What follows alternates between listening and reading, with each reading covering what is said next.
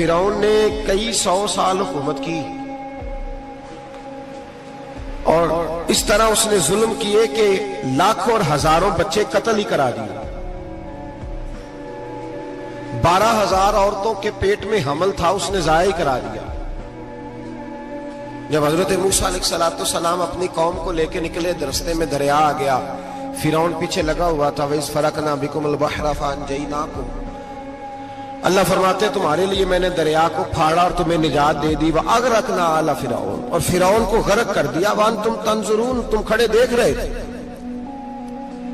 اب جب حضرت موسیٰ دریا کے کنارے پہنچے تو فرعون بھی پیچھے آیا. فرعون لوگوں سے کہا کرتا تھا کہ میں کہتا ہوں تو دریا چلتا ہے, میں کہتا ہوں تو ہوائیں آتی ہیں, میرے حکم کے پابند ہیں سارے. جاگ رہے ہیں نا آپ حضرات, غور فرمائیے گا بات پر. دعویٰ تھا اس کا کہ میں کہتا ہوں تو نظام زندگی چلتا ہے.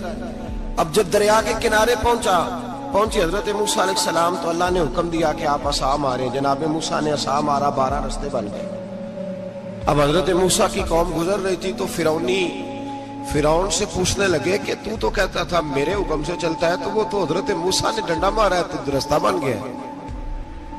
باز نہیں آتا انسان باز بہنے بڑے ہیں اس کے پاس, بڑی دلیلیں ہیں. جھوٹ سچ بول کے اپنے آپ کو مطمئن کرتا ہے, آخر دم تک تبدیل ہونے کو تیار نہیں ہوتا. دلیلیں گھڑتا رہتا ہے, بناتا رہتا ہے, شور کرتا ہے جان بوجھ کے.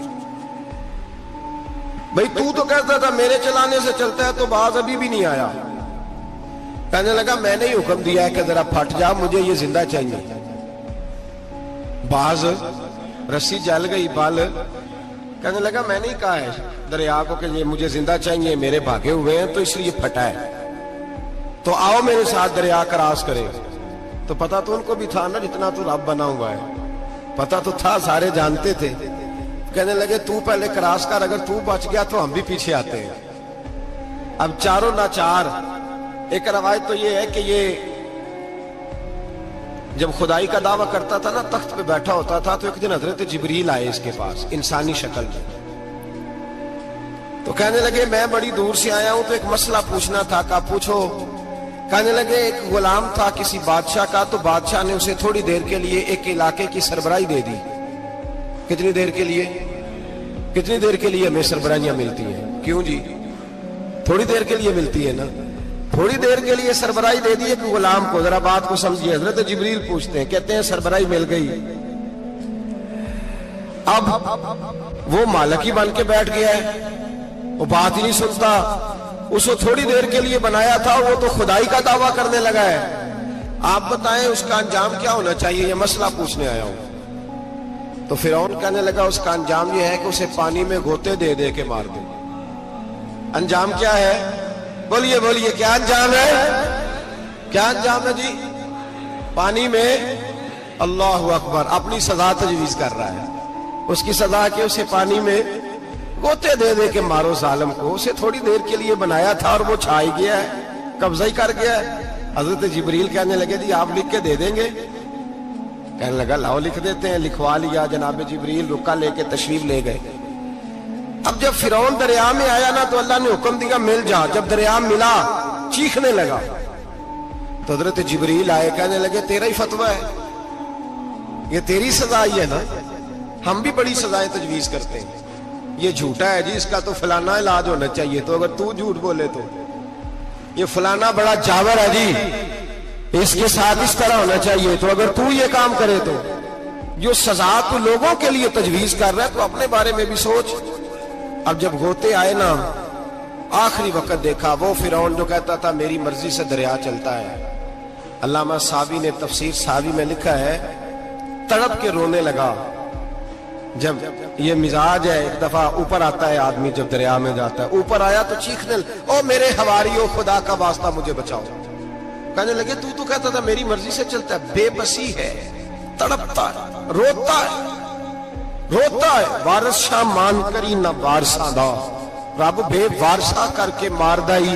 تڑپ رہا ہے, چلا رہا ہے, کوئی مدد کو نہیں پہنچتا.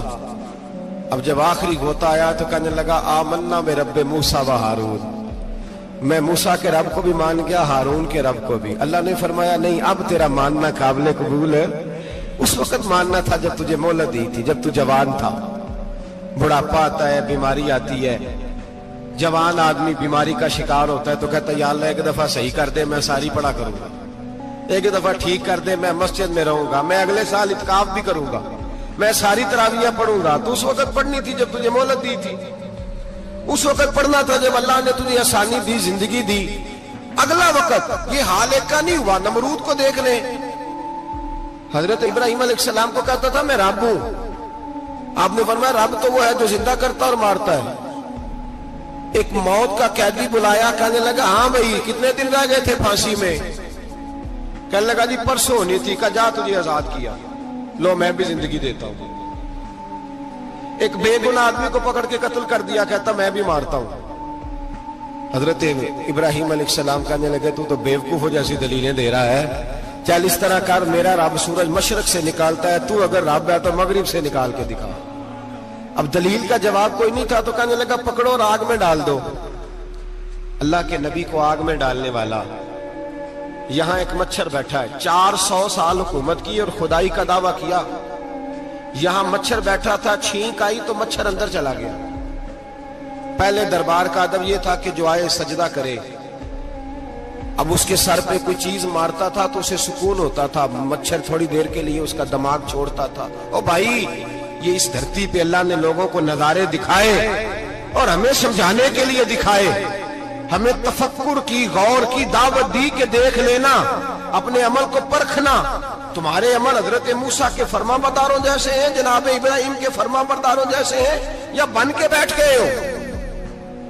اب دربار کا ادب یہ ہے، بے بسی کا یہ حال ہے کہ جوتے لٹکتے ہیں دربار میں، جو آتا ہے جوتا کھینچتا ہے، اور ادب یہ ہے کہ 10 جوتے نمرود کے سر پہ مارو، اور 400 سال جوتے لگتے رہے۔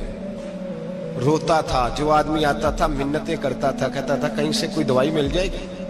پاگلوں جیسی زندگی گزاری، پاگلوں جیسی سخت۔ وہ تو حساب، وقوع قیامت تو حساب ہوگا ہی۔ یہاں لوگ پاگل ہو کے مرتے ہیں، معذاللہ نفسیاتی مریض ہو کے مرتے ہیں۔ یہاں آخری وقت اتنا سخت آتا ہے کہ دنیا موت کی دعائیں مانگتی ہے۔ میرے بھائی جب انسان ظلم کرتا ہے تو بھول جاتا ہے کہ شاید مجھے پوچھے گا کوئی نہیں، جب وہ زیادتی کرتا ہے تو بھول جاتا ہے، جب وہ کسی کا حق کھاتا ہے تو وہ کہتا ہے شاید اس کا تو وارث ہی کوئی نہیں جس کو میں لوٹ رہا ہوں۔ لیکن جب اللہ کی پکڑ آتی ہے، حجاج بن یوسف ظالم تھا، اس نے اچھے کام بھی کیے تھے۔ قرآن پاک پر زیر زبریں آراب حجاج بن یوسف نے لگوایا۔